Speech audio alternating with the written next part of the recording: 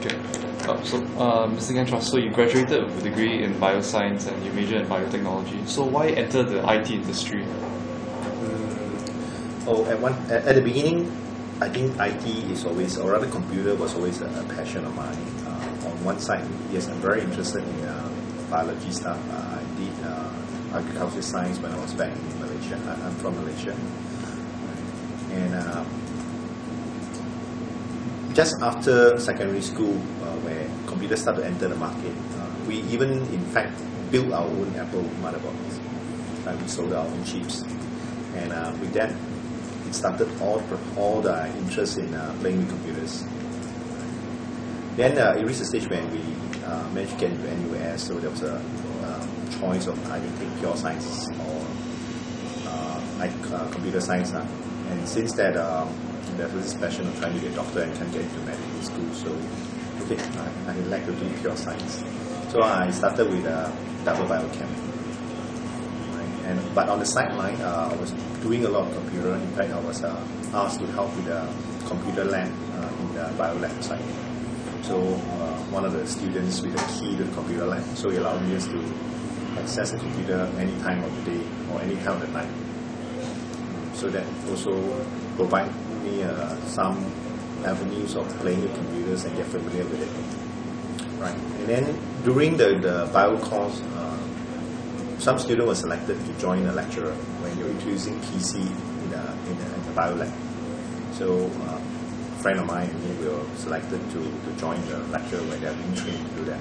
So that also gives us a bit more formal training, right, in programming and coding. At that time we were learning Pascal. Right. Then after that, and year 2 onwards, because we need to support ourselves, so for me, I work in a computer shop. So while daytime was studying, at time I was selling computers. And weekend I was selling computers in Funan Center. And immediately upon graduation, the computer shop offered me a full-time job. Right, and I start, my first day was actually the day after my exam, the final paper. Then never look back. So from there onwards, worked for 1.5 years for that company. And after that, we tried to start our own company, failed 2 companies. Then finally, we started new technology. That was back in 1989. So effectively, this is our 21st anniversary. Good, congratulations. Yeah. For iCell, we spun it out back in 05. So 05, 06, we started to structure a new company. And that came from one of our associate company called PC Connect. Right, so at the moment we have neat technology, PC Connect, we have iCell, we have D-Synergy, and we have DS Tech in Malaysia.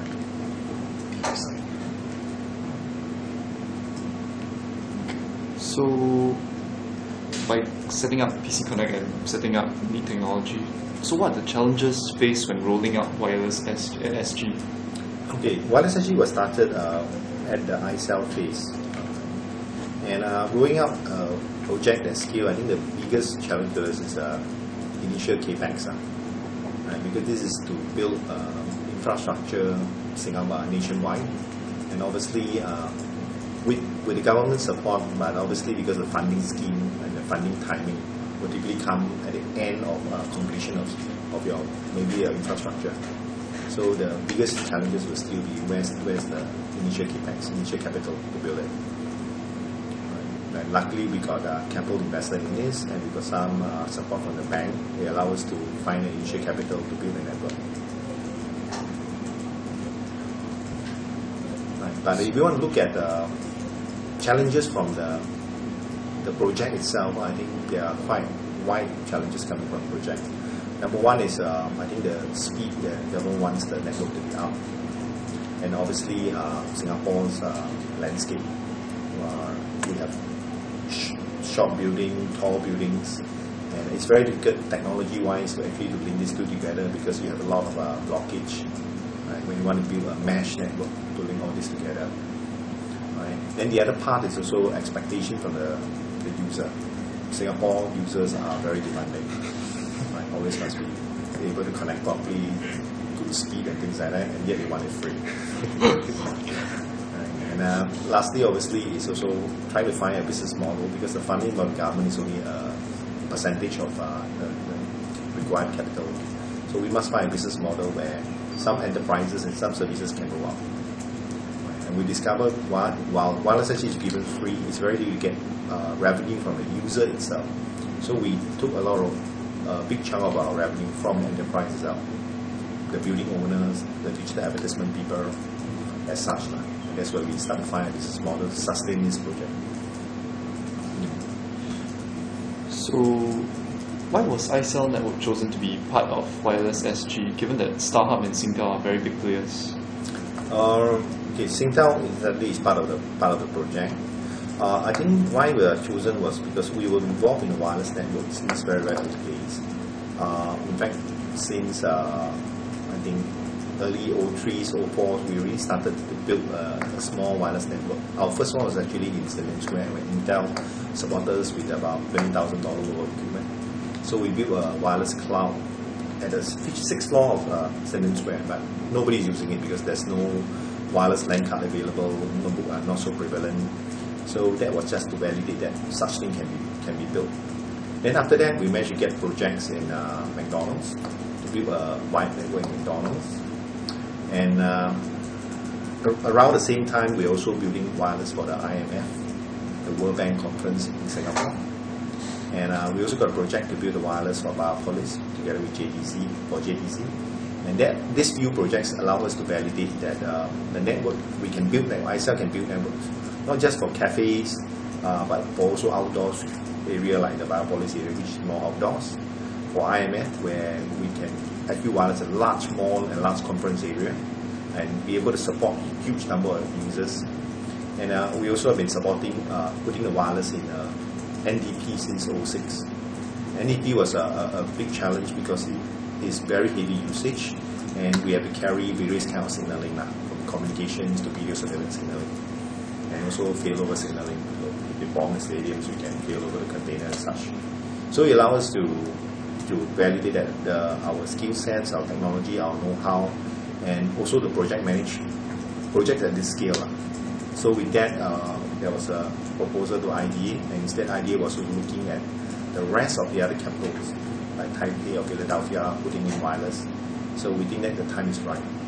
Because we do harvest a lot of data, and we share the data with the government that more and more users are coming in, penetration of the books are increasing. Right, so yes, I think we managed to start from there. And because of taking a very careful approach and very good planning, we think wireless actually is a bit successful relative to the rest of the countries. So did IDA set any sort of service level agreement for iCell? Obviously, like any other government project, SLA was always set, and it's always a challenge to us deliver the SLA and to bargain with the government on the SLA relative to the grants and funding being given. But no matter what, I think our biggest SLA challenge will come from the user.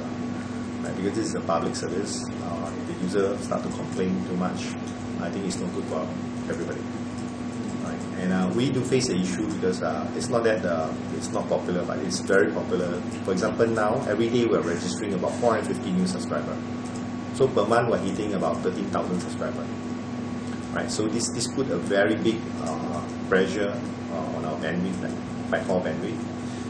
Yet we have the balance between it's a free service, how can we increase the bandwidth without seeing more direct revenue from the user.